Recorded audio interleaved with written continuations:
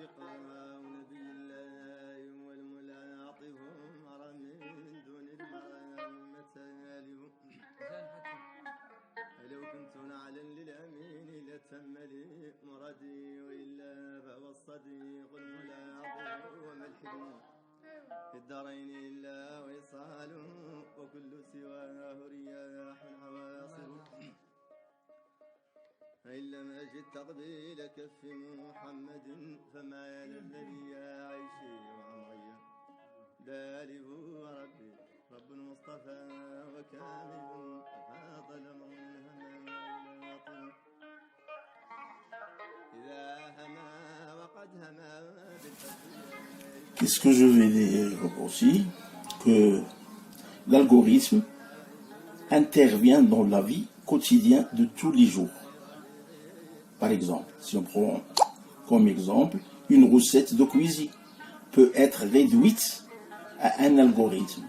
Si on peut réduire sa spécification aux éléments constitutifs, des entrées, des ingrédients, le matériel utilisé, etc., etc.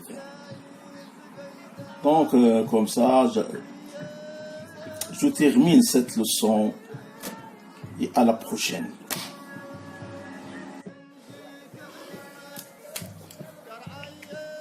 On va aboutir à la suite de la leçon sur l'algorithme. On a dit que pour la suite, on va aboutir, comme j'ai dit, à la suite sur les algorithmes, pardon. On entend dans la vie quotidienne un glissement de sens. C'est opéré ces dernières années dans le concept de l'algorithme.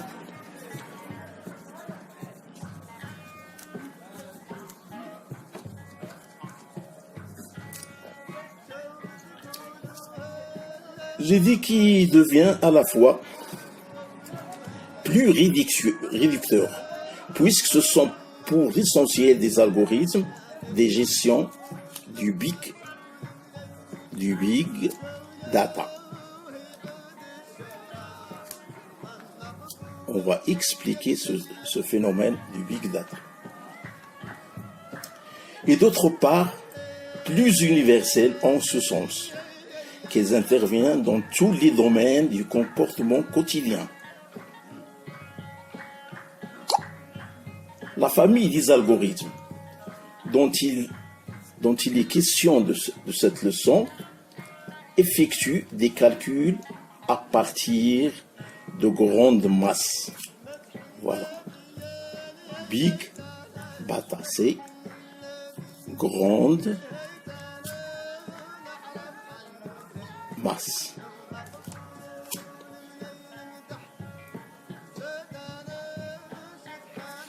Grande masse. Il réalise des classements, sélectionne des informations et en déduisent un profil en général de consommation qui est ensuite utilisé, comme j'ai dit, ou exploité commercialement et surtout dans le domaine du commerce.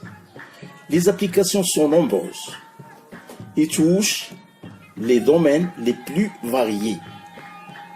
Ce n'est pas tout simplement le domaine commercial, mais les libertés individuelles et collectives pourraient être finalement mises en péril, c'est-à-dire en discussion.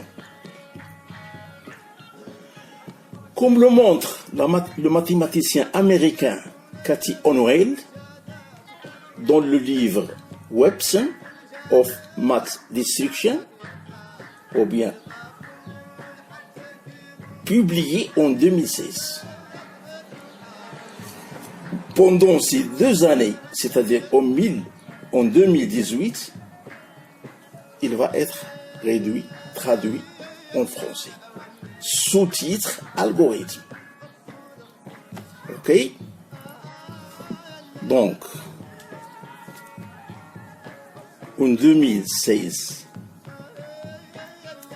est sorti à travers un Français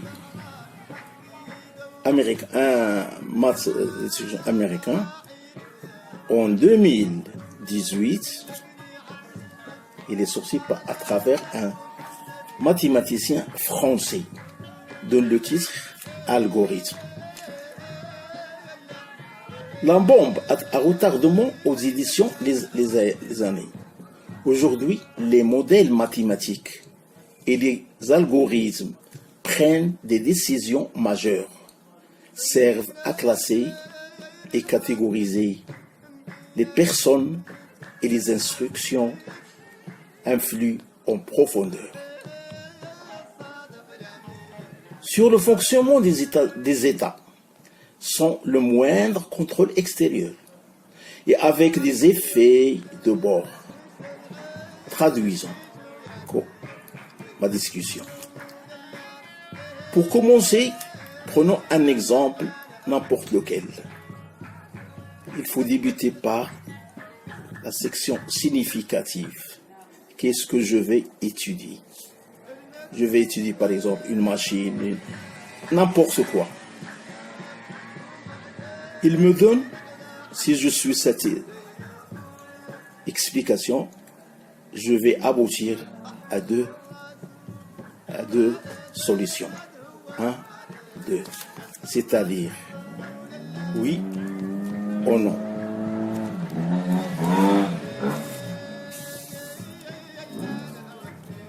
Si oui, je vais passer par une autre station qui va me définir 2 explications. Oui, non. Et ainsi de suite. Il s'agit d'un pouvoir utilisé contre les gens. Et pourquoi ça marche? Parce que les gens se connaissent par les maths, parce qu'ils sont intimidés. C'est cette notion de pouvoir et de politique qui m'a fait réaliser que j'avais déjà vu ce quelque part la seule solution d'un algorithme.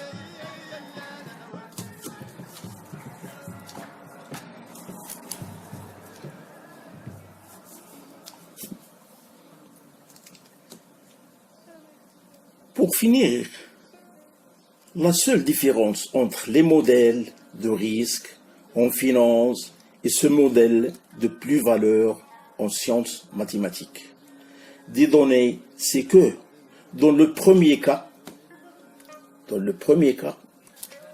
en 2008, tout le monde a vu la caractéristique liée à la crise financière. Mais dans le cas des profs, personne ne voit l'échec. Ça se passe à un niveau individuel. Des gens se font vivre un silence, ils se font fumiler ou bien humilier et s'en rendent d'eux. Alors, on voit que l'algorithme s'étudie dans les différents cas. Prenons par exemple YouTube. YouTube se base totalement, si je veux dire 99% sur l'algorithme.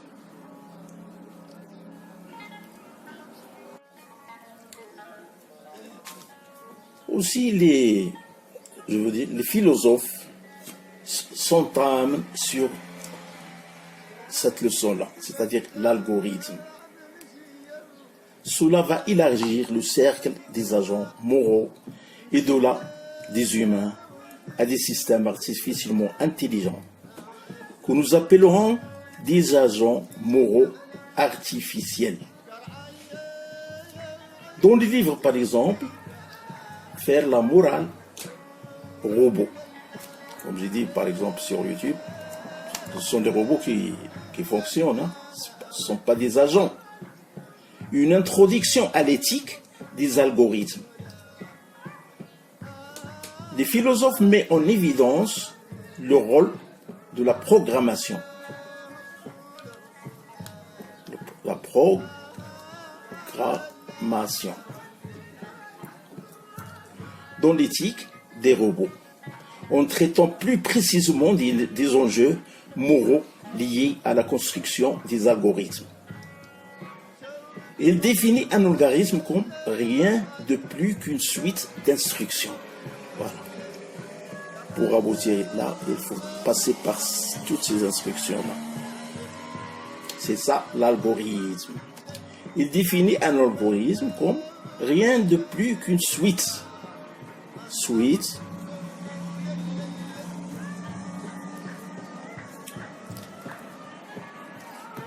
d'instructions. Suite d'instructions.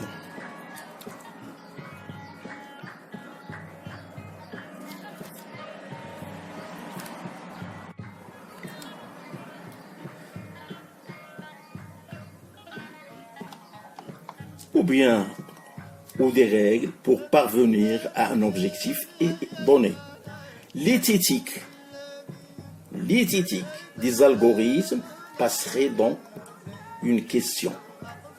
Je vais poser cette question au hasard. Quelles règles implanter dans les robots et comment le faire? Okay. Les agents moraux artificiels,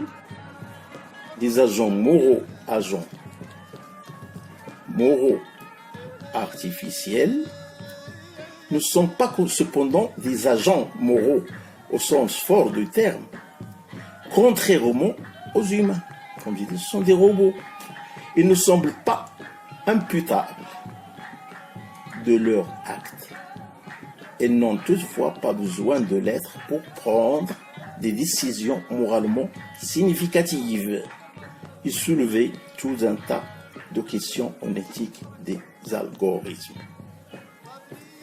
Avec ça, j'arrive à mettre fin sur cette leçon algorithme.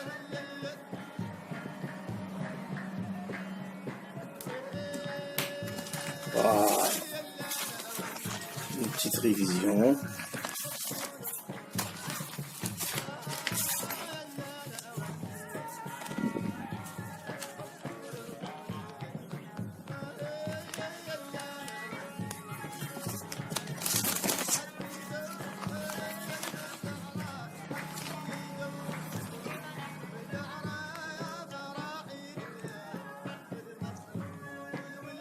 Alors, bonne chance.